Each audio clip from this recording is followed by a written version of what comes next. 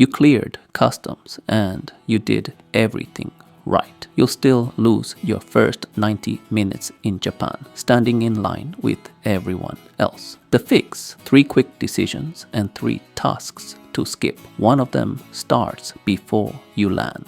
Your first decision is transportation. Before you line up for an IC card, identify the train or bus and any transfers that will take you to your hotel. For many local trains and subways, an IC card is enough, and many buses accept IC cards too. If a mobile IC card is already working and your first ride accepts it, you may be able to skip the physical card counter and head straight for the platform. Airport limited express trains are different. The Narita Express, Kansai Skyliner, and Limited Express Haruka require an additional Limited Express ticket. Some services are reserved seat only.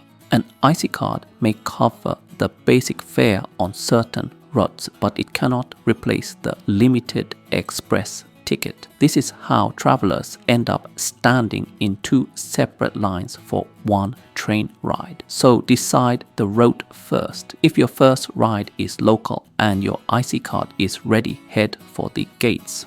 If it is an airport limited express, go directly to the operator's ticket machine, official booking service, or ticket counter. And if you land at night, check the time of the last train or bus on your route before anything else. Airport timetables wind down earlier than many travelers expect. Route first, card second.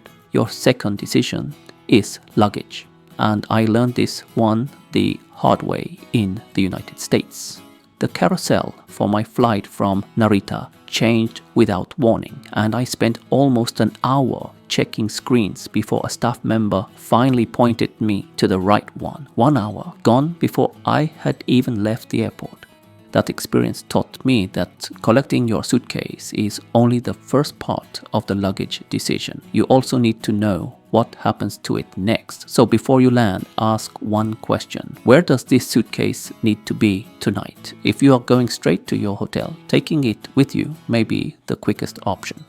But if you plan to eat, shop, or explore before check-in, sending it ahead may make the rest of your day much easier. Just do not assume that luggage forwarding always means same-day delivery. Availability depends on the airport, destination, counter, and cut-off time. Standard delivery may arrive the next day or later. So keep anything you may need overnight with you. Also confirm that your hotel accepts luggage before you send it. Many large hotels do, but policies can vary. Then weigh the weight against the benefit. A long line at the delivery counter makes little sense when your next stop is already the hotel. If you carry the bag yourself, plan for the extra effort. At a major station, the elevator route can be much longer than the route using stairs or escalators. If you are connecting to the Tokaido, Sanyo, Kyushu, or Nishi, Kyushu Shinkansen, measure the bag first. Baggage with total dimensions of more than 160 centimeters but no more than 250 centimeters requires an advance reservation for a seat with oversized baggage space. This rule does not apply to every train in Japan. That settles the suitcase. You have now made 2 decisions that affect today: the route and the suitcase. Before the third, here are 3 airport tasks you should handle somewhere else. 2 later in your trip and 1 before departure. First, do not assume the airport is the only place to pick up or exchange a Japan Rail pass.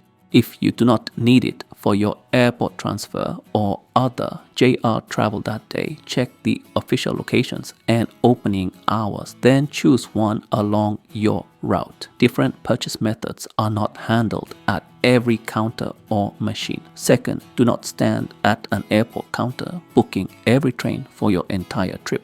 reserve journeys that are mandatory, time-sensitive, or likely to sell out, including peak period trains and any oversized baggage seats you need. Leave ordinary segments flexible. Depending on your ticket or pass, you may be able to reserve online before arrival or later through an official service, ticket machine, or JR counter. And here is the one from the opening. Do not wait until you land to decide how you will connect to the internet. If your unlocked phone supports eSIM, install it before departure according to the provider's instructions. Then switch on the data line after landing. Otherwise, arrange a compatible physical SIM or pocket Wi-Fi before the trip when possible. Treat the airport counter as a backup.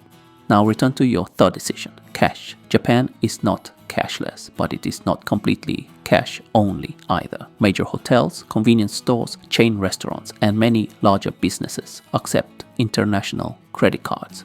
Cash is still useful at some small restaurants, local shops, temples and shrines, rural locations, and places where overseas contactless payments are not accepted. The problem is that cash can feel more complicated than it really is when you have just arrived in an unfamiliar country. I experienced that myself in the United States. I once walked into a bank expecting to find an ATM inside. Instead, the ATM was outside in a drive-through lane, something I had never encountered in Japan. For a moment, I was unsure where to withdraw money, how much I needed, and how much cash I should carry. That experience reminded me how easily travelers can overthink cash on their first day.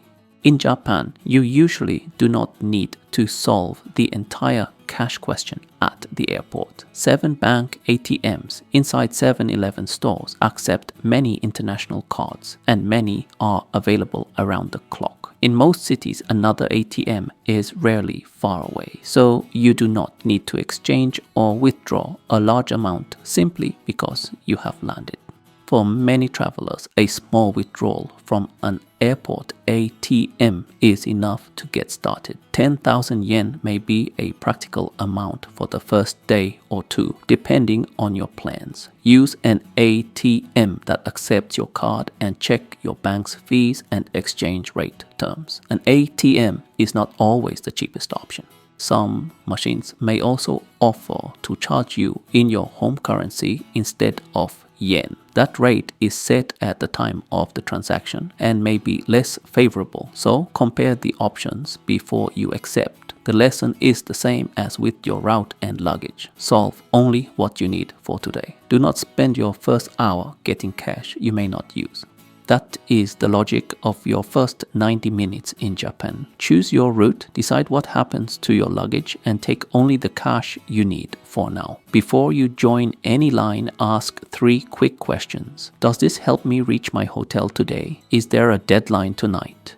If the answer to both is no, ask one last question. Can I do this online or later in the city? If yes, let it wait. Your first day should not begin under fluorescent lights in an airport line. It should begin on the way to your hotel with energy left for dinner and a walk around your new neighborhood.